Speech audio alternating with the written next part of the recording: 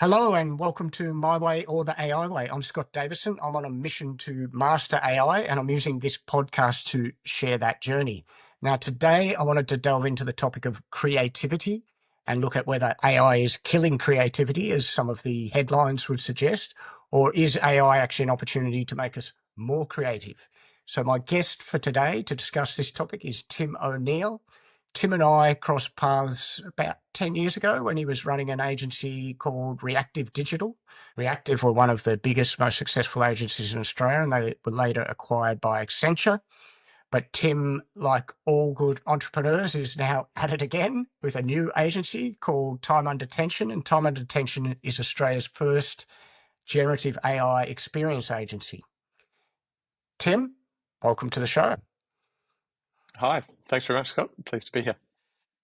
So maybe just start a little bit with Time Under Tension. I'd be interested to know the concept behind that and how that's going. Yeah, well, we started Time Under Tension about two and a half years ago, and me and my two co-founders all used to work together and run the digital agency Reactive that you mentioned together. So the three of us have been working in digital, building digital products for our entire careers. Like, we started Reactive back in 1997, back in the very early days of the web, which was amazing. We're very fortunate to be, growing a digital agency at the time when digital was just going through phenomenal change. So it made it always, we ran that business for 18 years before we sold it, but every single year there was something new that we would do, like that cloud came through, mobile came through, all the different browsers, and Flash came and went. And so we rode those changes, and that kept it interesting for us. So 18 years running the same business, and then we sold it to Accenture, and then 3 years helping to run the Accenture Interactive business. And we thought we were done with websites, and took a few years off, and 2.5 years, actually maybe 3 years ago, we just started to see what was happening with generative AI. So the very first thing we saw was image models, where you just typed words in and an image came out. We're like, oh my God, that's insane, that's crazy. And then prior to ChatGPT, the first versions of the large language models, we kind of got our hands on in the labs environments, and we're like, oh my God, you type words in and other words come out. That's incredible. And it really resonated with us because of our background. Like, we used to, I studied graphic design back in the day, and if we wanted to create an image, we created it with our mouse and our keyboard, or we drew it and then scanned it and then put it into the computer. And now you could do it just by typing words. And so we got really excited about it and started hatching a bit of an idea to bring the band back together from Reactive and start a new agency called Time Under. Then we come up with the name, and since then we've just been putting the foot on the gas and doing really amazing work and lots of R&D and innovation work for clients, and just trying to stay abreast of all the pace of change in generative AI. Yeah, it's a ferocious pace of change. I mean, you've ridden that first wave of digital, the transition to digital and internet. How does this AI wave compare to that in your experience? It feels really similar. When we started Reactive, actually just prior to starting Reactive, we worked for Australia's first internet company called Sausage Software.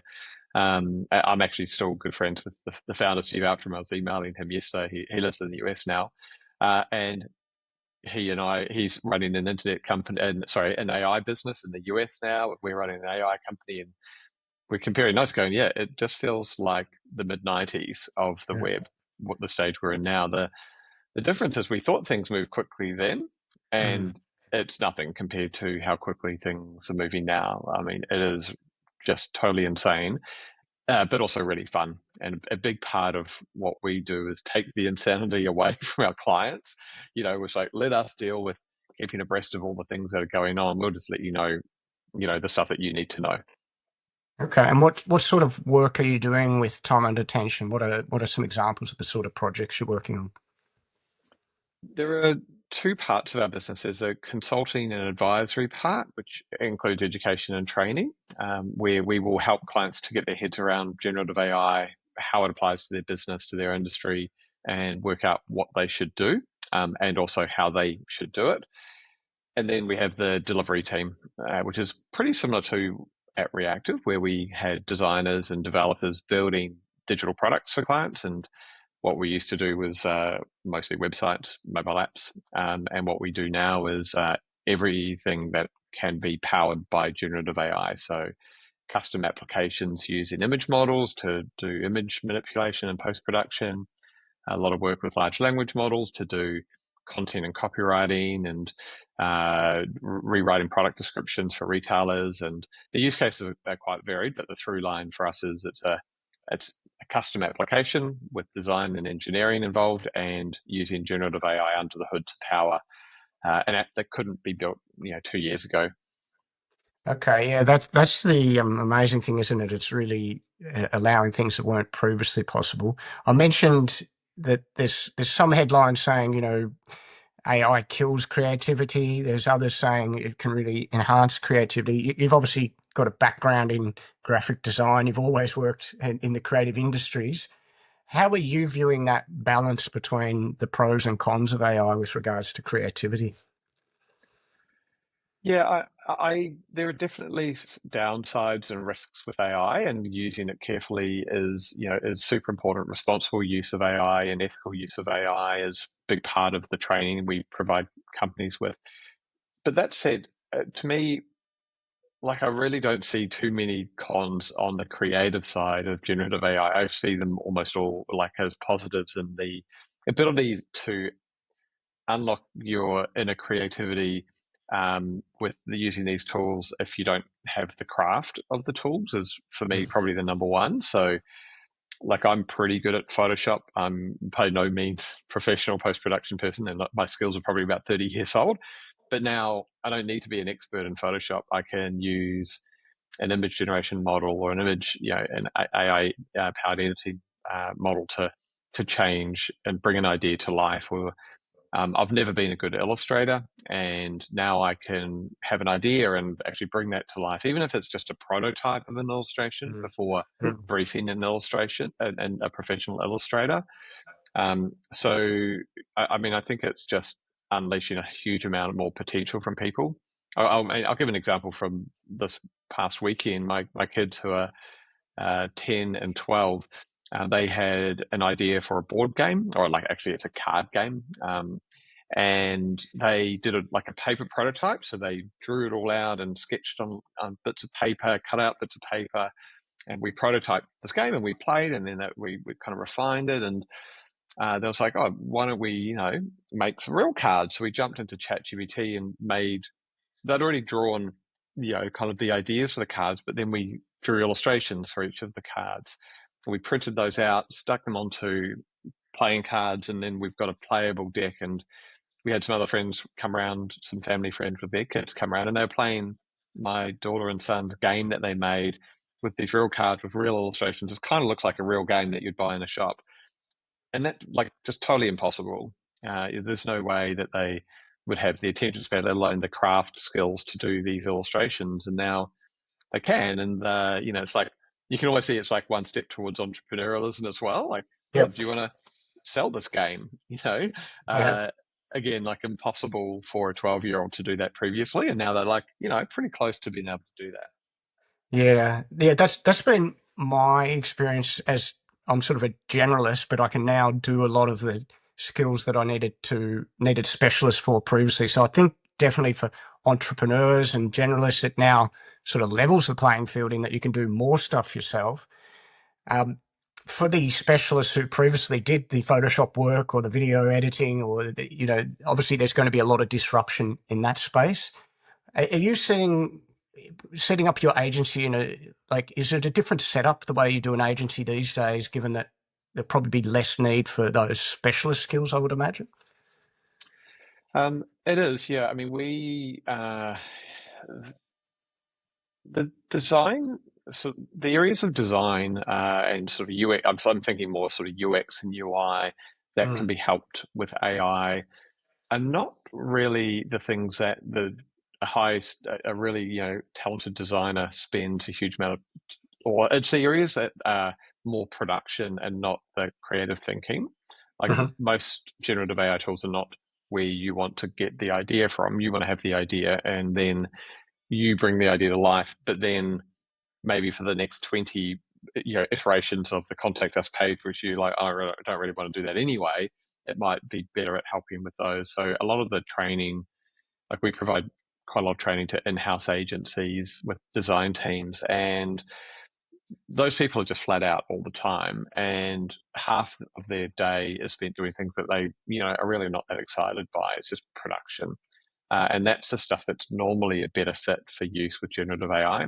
So for Yes. example, we built a it's like a little mini app for King Living, which does post production of photos, taking a product photo and turning it into a better product photo. No one would actually want to do that. Go, yeah, I Yeah. live and breathe, clear cutting sofas and then replacing the image with the background and doing that 30 times a day. It's like that's a really boring job for a Yeah. designer.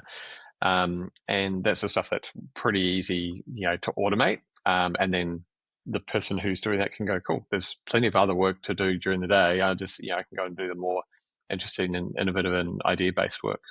Okay, so that's how you're seeing it, that the tools are being used in a hybrid way with the designers or the specialists to do their jobs more efficiently, but you still see a need for these. Someone can still build a career, you think, as a designer or a developer, Yeah. or I mean, I think there are definitely areas, pockets of, if we look at our old digital agency and we had 150 staff, there are definitely roles within that business that I would not suggest my children go into. yeah, But then there are others where I think they're pretty kind of safe. The very creative based roles are safe from yeah. any risk around AI. Okay. And you mentioned your kids. I'm interested in that because my kids are a few years behind yours, but coming along 6 and 4. You said your kids are 10 and 12. I love how you're getting them involved with AI because clearly that's going to be their future. Um, what do you, how do you prepare your kids for this future that we're all heading into? What would be your advice? How are you going about it? Yeah, I'm encouraging them to, with me, or always with me, sort of looking over their shoulder, start to kind of try ChatGPT. To be honest, we're not doing a huge amount of that. Mm. I this just this morning walking my son to school, and asking if he would be interested in he and I sort of creating a game using AI. And the reason for that is I met with his teacher yesterday, and the teacher said he's quite interested in STEM and programming and things like that. And the teacher said, "Oh, like there's a good career in computer programming probably for your son." And I'm like, I just kept my mouth shut because Yeah. I didn't want to get into it right there and then. But that's an area where there will be, less people needed. There'll still be, good careers for people who are real creative thinkers. It's someone needs to be directing the AI, but I think there will be less jobs in pure computer science, computer programming in the Mm. future. So I'd be encouraging him to more use his intellect and creativity to come up with the ideas for the game and computer game, and then using AI to sort of support the creation and the prototyping of it. But Yeah. right now, the tools are only suitable for prototyping. They're not for doing a kind of production game. And I think that's going to be the case for quite some time. So yeah, we're pretty sort of softly with getting the kids into AI, but we're also a bit softly about them using computers and devices in general. So it's probably kind of related to that. Yeah, yeah. But the days of saying to your kids, "Learn to code and you'll have a career for life," that's changed drastically, right? It's I yeah, think so. Yeah. mm, yeah. And what's on the horizon for time under tension? Where do you see the going over the next year or two in terms of opportunities? Yeah, well, I mean, I guess ironically enough, we're definitely planning to grow our engineering team.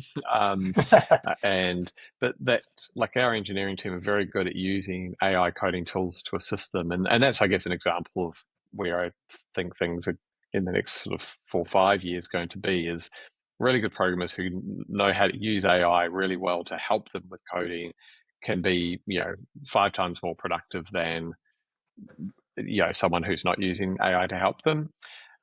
So we will be doing more with less, basically, with our engineering team. And yeah, we're also leaning into the software side of our business. So we have a software product called Peak, which is designed to help companies to do marketing with AI without having to become AI experts.